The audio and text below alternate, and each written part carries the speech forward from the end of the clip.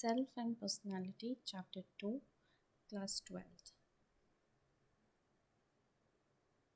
Coming to important terms, first is personal identity. It refers to those attributes of a person that makes him or her different from others.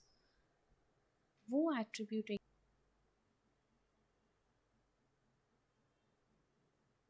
Anish, ये हो गया उसकी personal identity. Anish Agarwal यानी वो अग्रवाल क्या होगी उसकी सोशल आइडेंटिटी, यानी वो उसका सरनेम क्या हो गया सोशल आइडेंटिटी, जो उसको उसके पर्टिकुलर कल्चर ग्रुप से लिंक करता है। Next is self. It refers to totality of an individual's conscious experiences, ideas, thoughts and feelings with regard to herself or himself. किसी इंडिविजुअल के एक्सपीरियंसेस, आइडियाज़, थॉट्स और feelings with regard अपने बारे में, उसको कहा जाता है सेल्फ, यानी मैं अपने बारे, मेरे एक्सपीरियंसेस, मेरे आइडियाज़, मैं क्या सोचता हूँ, क्या फील करता हूँ in regard to me myself. और ये एक्सपीरियंसेस और आइडियाज़ जो होते हैं वो एग्जिस्टेंस को डिफाइन करते हैं किसी पर्टिकुलर इंडिविजुअल के, बोथ एट पर्सनल लेवल और at social level. Next topic is self as subject.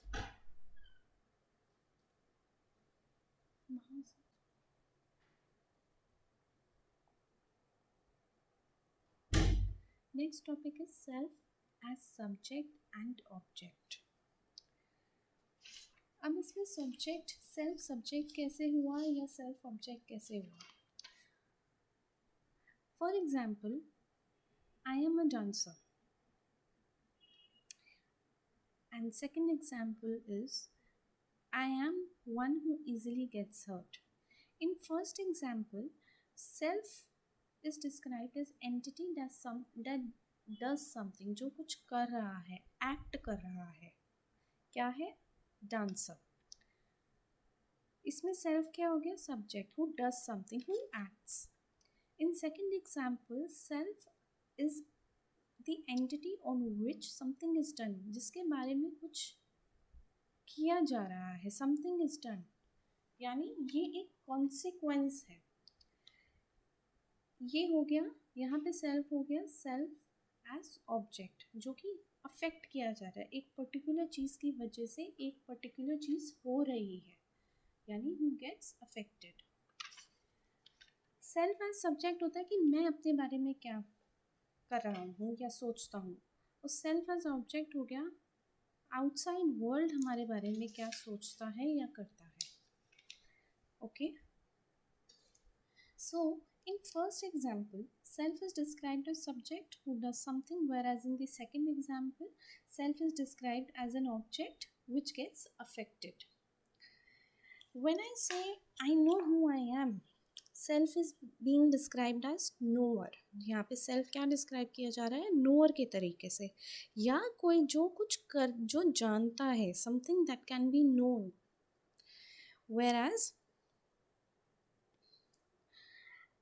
अब इसमें सेल्फ एज एन एक्टर है, self where self actively engages in the process of knowing. Okay, self खुद को actively engage करता है एक किसी चीज़ को जानने में. Whereas if I say self as an object which is also consequence of something, self gets observed and comes to be known, जिसके बारे में आप जान सकते हैं, या कोई किसी चीज़ को ऑब्जर्व करके एक सेल्फ का एक परसेप्शन कोई बनाता है. So this is also a dual status of self. Dual status क्या हो गया? Self can be as subject and self can be an object. Now coming to kinds of self. Personal self. One is primarily concerned with oneself, myself, जो हम सिर्फ अपने बारे में सोचते हैं. Social self आ जाता है. It emerges with others and emphasizes such aspects of life as cooperation, unity, affiliation, sacrifice or support or sharing. Social self, personal self तो हो गया हम अपने बारे में मैं मेरा। सोशल सेल्फ हो गया कि हम सोशली कितना अच्छे से बिलोंग करते हैं एक पर्टिकुलर ग्रुप या कल्चर ग्रुप से। तो यहाँ पे हम कितनी अच्छी ग्रुप के साथ अपने कोऑपरेशन बना के रखते हैं, या कितना हम सैक्रिफाइस कर सकते हैं किसी चीज़ के लिए, या हम कितना सपोर्ट करते हैं किसी चीज़ को, या कितना हम अपनी चीज़ों को शेयर करते हैं सोशली। ये सब चीज़ें आ जाती हैं सोशल सेल्फ में। This self values family and social relationships. जो सोशल सेल्फ होता है वो ज़्यादातर फैमिली और सोशल रिलेशनशिप्स को इम्पोर्टेंस देता है। That is why it is also known as familial or relational self. Coming to cognitive and behavioral aspects of self. So, these are the terms which you must have heard in your daily life. Self concept क्या होता है, self esteem, self efficacy, ये सब क्या होते हैं आपको पता होगा। But to be precise, self concept is the way we perceive our self and ideas we hold about our competencies and attributes. हम अपने आप को कैसे परसीव करते हैं, हमारे आइडियाज़ हम कैसे परसीव करते हैं, या हमारी ओन कॉम्पिटीज और एट्रीब्यूट्स को कैसे हम परसीव कर सकते हैं। दिस कुड बी पॉजिटिव और नेगेटिव अबाउट आवरसेल्फ, यानी आइडियाज़ और बिलीफ अबाउट आवरसेल्फ कि हम कितने सक्षम हैं या हम कितने सक्षम नहीं हैं, यानी एक पॉजिटिव सेल्फ में भी आ जाता है और नेगेटिव सेल्फ में भी आ जाता है। आप अपने आप के बारे में एक पॉजिटिव इमेज भी रख सकते हैं और एक नेगेटिव इमेज अबाउट व्यू भी रख सकते हैं। Okay, next is self esteem. It is the value judgement of a person about her self और हिमसेल्फ। एक वैल्यू जजमेंट रखना अपने आप के बारे में, वो कहा जाता है सेल्फ एस्टीम। किसी की सेल्फ एस्टीम हाई होती है तो किसी की सेल्फ एस्टीम लो होती है। Next is self efficacy. It refers to an individual's belief in his or her capacity to execute behaviors necessary to produce specific performance attainment। यानी एक इंडिविजुअल की अपने बारे में बिलीफ कि उसके अंदर कितनी कैपेसिटी है एक पर्टिकुलर टास्क को परफॉर्म करने में। It reflects confidence in the ability to exert control over one's own motivation, behavior और social environment। यानी हम कितने कॉन्फिडेंट हैं अपने आप को लेके कि ये एक पर्टिकुलर टास्क हम कितना अच्छे से कर पाएंगे, कितना अच्छे से एग्जीक्यूट कर पाएंगे, या हम अपने आप को कितने अच्छे से मोटिवेट कर पाएंगे एक पर्टिकुलर टास्क को परफॉर्म करने के लिए। Next is self regulation. It refers to the ability to organize and monitor our own behavior. Ability to organize and monitor our own behavior, यानी हम अपने इमोशंस को, अपने बिहेवियर को कितने अच्छी तरीके से ऑर्गेनाइज कर सकते हैं या मॉनिटर कर सकते हैं। People who are able to change according to the demands of the external environment are high on self-monitoring। जो लोग अपने आप के बिहेवियर्स को या इमोशंस को चेंज कर पाते हैं अकॉर्डिंग सिचुएशन के अकॉर्डिंग, वो लोग ज़्यादातर हाई होते हैं सेल्फ मॉनिटरिंग, सेल्फ रेगुलेशन में।